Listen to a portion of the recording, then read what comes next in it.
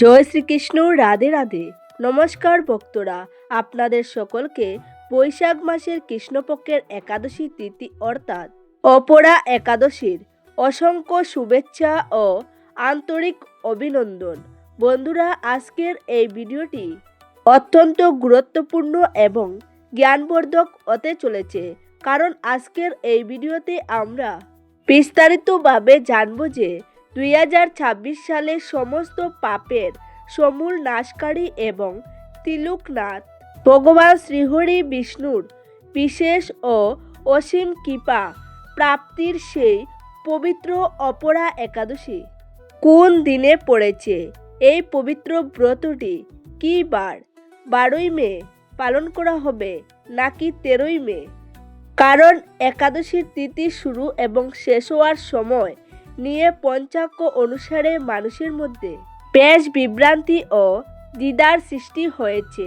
কেউ বলছেন 12ই মে একাদশী ব্রত রাখতে হবে, কেউ 13ই মেকে সঠিক তারিখ বলে মনে করছেন। এই পবিত্র সংযোগে মানুষের মধ্যে জানার আগ্রহ আরও বেড়ে গেছে যে শেষ পর্যন্ত ব্রতটি কোন দিনে রাখা উচিত।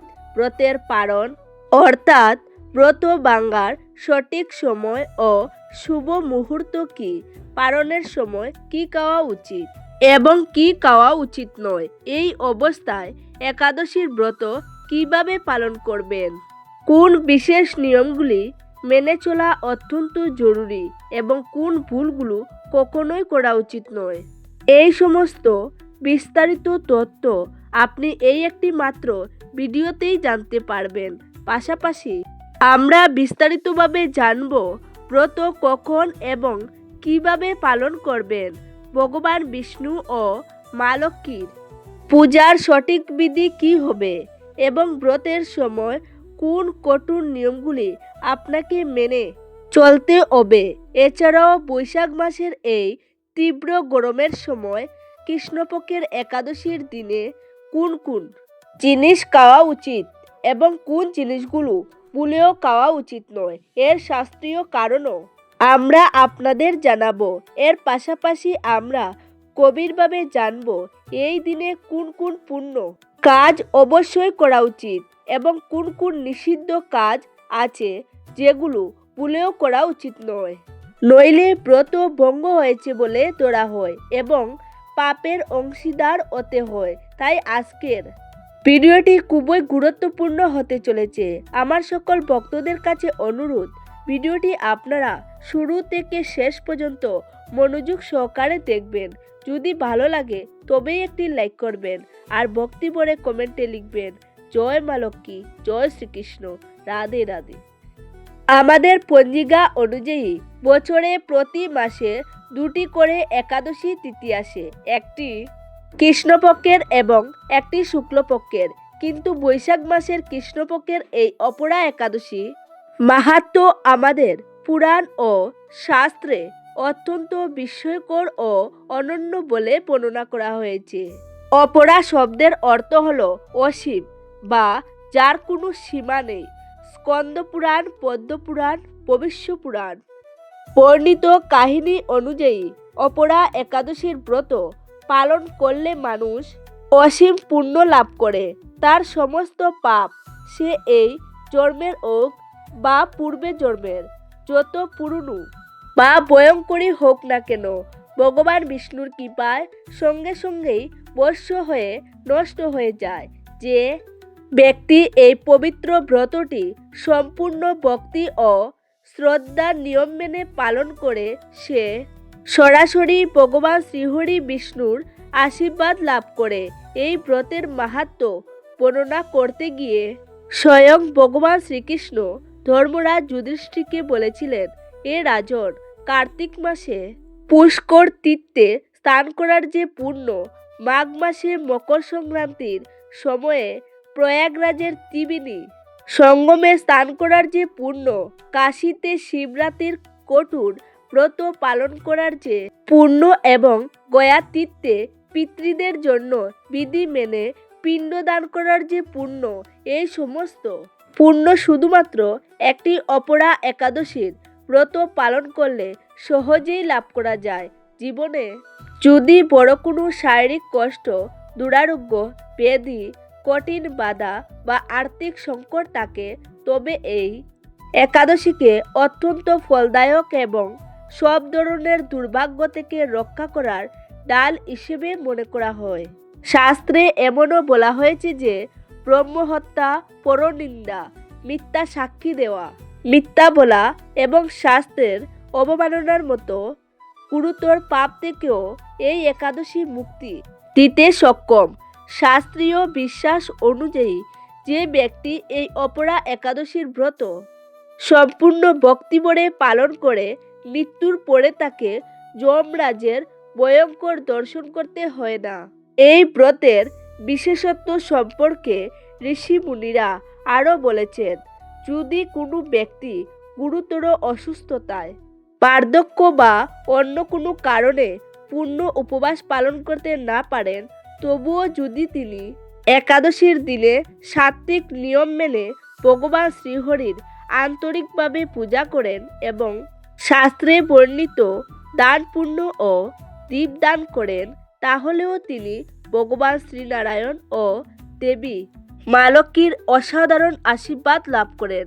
চলুন ভক্তরা, এবার আমরা বিস্তারিতভাবে জেনে নিই 2024 সালে পড়তে চলা অপরা একাদশীর সঠিক তারিখ এবং শুভ মুহূর্ত সম্পর্কে, যার জন্য আপনারা সবাই ভিডিওর শুরু থেকে অধীর আগ্রহে অপেক্ষা করছিলেন।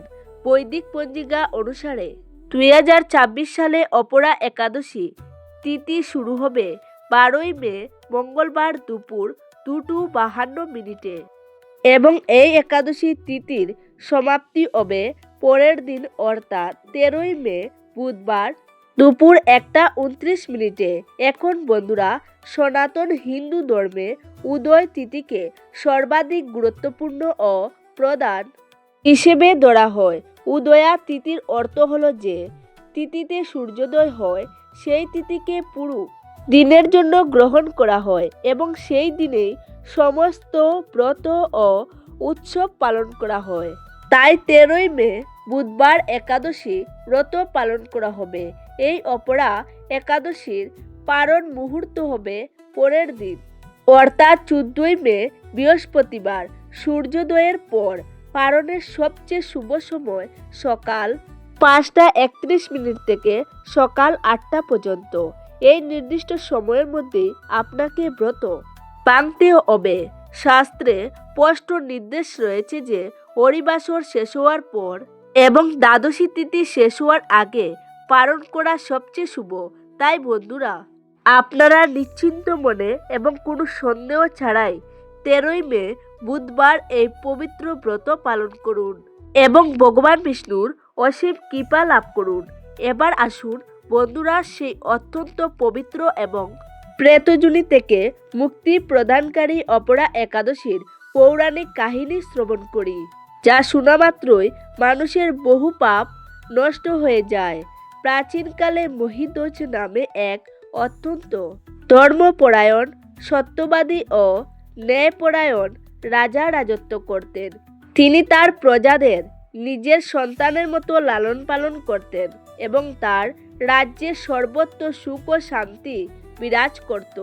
রাজা মহিধ্বজ ছিলেন ভগবান বিষ্ণুর পরম ভক্ত, কিন্তু তার একটি ছোট ভাই ছিল। তার নাম প্রজধ্বজ। সে ছিল অত্যন্ত নিষ্ঠুর, পাপী, অধার্মিক ও লোভী স্বভাবের। সে তার বড় ভাইয়ের জনপ্রিয়তা ও সিংহাসন নিয়ে গভীর ঈর্ষা জ্বলত এবং সর্বদা তাকে হত্যা করার ষড়যন্ত্র করত। এক রাতে যখন সবাই ঘুমিয়েছিল, তখন সুযোগ পেয়ে সেই পাপী প্রজধ্বজ ঘুমন্ত অবস্থায় তার বড় ভাই রাজা মহিধ্বজকে নির্মমভাবে হত্যা করে। এরপর নিজের অপরাধ ঢাকতে সে রাজা মহিধ্বজের মৃতদেহ একটি ঘন জঙ্গলে নিয়ে গিয়ে একটি পুরনো পিপল গাছের নিচে গভীর গর্ত করে পুঁতে দেয় অকাল মৃত্যু হওয়ার কারণে এবং যথাযথ অন্ত্যেষ্টিক্রিয়া না হওয়ায়। মৃত্যুর পর রাজা মহিধ্বজ ভয়ঙ্কর প্রেতযোনিতে পতিত হন এবং সেই পিপল গাছেই বাস করতে থাকেন। অকাল মৃত্যুর কারণে তার আত্মা অশান্ত ছিল এবং তিনি সেই পথ দিয়ে যাওয়া মানুষদের ভয় দেখাতে ও কষ্ট দিতে থাকেন। বহু বছর ধরে তিনি সেই জঙ্গলে ঘুরে বেড়াতে থাকেন এবং নিজের কর্মফল ভোগ করতে থাকেন। একদিন ধূম্র নামে এক মহান সিদ্ধি ঋষি তার শিষ্যদের নিয়ে সেই জঙ্গল দিয়ে যাচ্ছিলেন। তারা যখন সেই পিপল গাছের কাছে পৌঁছান তখন সেই প্রেত তাদেরও ভয় দেখানোর চেষ্টা করে, কিন্তু ঋষি ধূম্র কোনো সাধারণ ব্যক্তি ছিলেন না। তিনি সঙ্গে সঙ্গে চোখ বন্ধ করে তার তপোবল ও দিব্যদৃষ্টির মাধ্যমে সেই প্রেতের প্রকৃত পরিচয়, অকাল মৃত্যু এবং অতীত সব জেনে যান। যখন তিনি জানতে পারলেন যে এই প্রেত আর কেউ নন, ধর্মপরায়ণ রাজা মহিদ্বজ, যাকে প্রতারণা করে হত্যা করা হয়েছে, তখন তার হৃদয়ে করুণা জাগ্রত হয়। ঋষি ধূম্র সেই প্রেতকে মুক্তি দেওয়ার সংকল্প নেন। তখন জ্যৈষ্ঠ মাসের কৃষ্ণপক্ষ চলছিল। তিনি অপরা একাদশীর দিন অত্যন্ত কঠোরভাবে এবং নিয়ম মেনে পালন করেন। দ্বাদশীর দিন পালনের আগে তিনি ভগবান বিষ্ণুর কাছে প্রার্থনা করে সেই ব্রতের সমস্ত পুণ্য রাজা মহিদ্বজের উদ্দেশ্যে দান করে দেন। সঙ্গে সঙ্গে সেই অপার পুণ্যের প্রভাবে রাজা মহিদ্বজ ভয়ঙ্কর পেটচুরি থেকে মুক্তি লাভ করেন। তিনি এক উজ্জ্বল ও দিব্য দেহ ধারণ করেন। আকাশ থেকে ফুলের বর্ষা হতে থাকে এবং তিনি ঋষি ধূম্রকে প্রণাম করে তার স্তব গান করেন। এরপর ভগবান বিষ্ণুর বিমানে আরোহণ করে তিনি সরাসরি বৈকুণ্ঠ ধামে গমন করেন। এই আশ্চর্য কাহিনী থেকে স্পষ্ট বোঝা যায় যে একাদশীর ব্রত শুধু নিজের ইচ্ছা পূরণের জন্য নয়, অন্যের কল্যাণ, পিতৃপুরুষের শান্তি এবং প্রদভষ্ট আত্মাদের মুক্তির জন্য অত্যন্ত ফলদায়ক। চলুন ভক্তরা, এবার কথা বলি একাদশীর নিয়ম সম্পর্কে। এই দিনে আহার, আচরণ এবং চিন্তাভাবনায় কঠোর সংযম রাখা অত্যন্ত জরুরি। ধর্মগ্রন্থ ও পুরাণে স্পষ্টভাবে বলা হয়েছে যে একাদশী তিথি তিলকনাথ ভগবান শ্রীহরি বিষ্ণুকে সম্পূর্ণরূপে সমর্পিত এক মহাব্রত। পদ্মপুরাণ, স্কন্দপুরাণ এবং বিষ্ণু পুরাণ অনুযায়ী একাদশীর দিনে যে কোনোভাবে চাল খাওয়া মহাপাপ হিসেবে গণ্য করা হয়েছে। এর পেছনে একটি গভীর পৌরাণিক কাহিনী ও শাস্ত্রীয় বিশ্বাস রয়েছে। মহর্ষি মেধা মাতাশক্তির ক্রোধ থেকে রক্ষা পেতে নিজের শরীর ত্যাগ করেছিলেন এবং তার শরীরের অংশ মাটিতে মিশে যায়। বিশ্বাস করা হয় তার মাংস ও রক্ত থেকেই পৃথিবীতে চাল ও যবের উৎপত্তি হয়েছে। যেদিন তার দেহ মাটিতে মিশেছিল সেদিন ছিল একাদশী তিথি। এই কারণেই মনে করা হয় একাদশীর দিনে চাল খাওয়া মানে মহর্ষি মেধার মাংস ও রক্ত ভক্ষণ করার সমান গুরুতর পাপ। শাস্ত্রমতে এই দিনে চালে সব ধরনের পাপ তত্ত্বের বাস থাকে। তাই চাল বা চাল দিয়ে তৈরি কোনো খাবার, যেমন চিড়া, ইডলি, মুড়ি, কোনোটাই এই দিনে খাওয়া উচিত নয়। আপনি ব্রত করুন বা না করুন, অপরা একাদশীর দিনে বাড়িতে কখনোই চাল রান্না করবেন না এবং বাইরে গিয়েও চাল খাবেন না। এই ব্রতের মূল উদ্দেশ্য হলো আত্মার পবিত্রতা এবং সংকল্পের দৃঢ়তা। তাই এই দিনে সম্পূর্ণ সাত্ত্বিক থাকা অত্যন্ত জরুরি। এখন ব্রতের পদ্ধতি নিয়ে কথা বলি।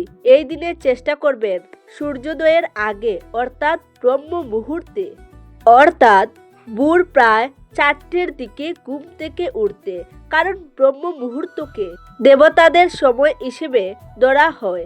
ঘুম থেকে উঠে প্রথমে নিজের হাতের তালু দেখুন, তারপর পৃথিবী মাতাকে প্রণাম করুন। এরপর দৈনন্দিন কাজ সেরে স্নান করুন। একাদশীর দিনে জলে সামান্য গঙ্গাজল, কালো তিল বা আমলকির রস মিশিয়ে স্নান করা অত্যন্ত পবিত্র বলে মনে করা হয়। স্নানের পর পরিষ্কার হালকা রঙের বা হলুদ বস্ত্র পরিধান করুন।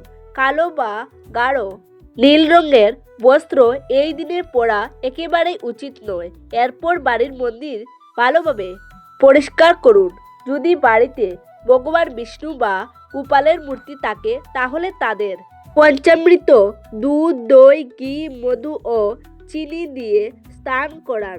তারপর গঙ্গাজল দিয়ে অভিষেক করে সুন্দর হলুদ বস্ত্র পরিয়ে দিন।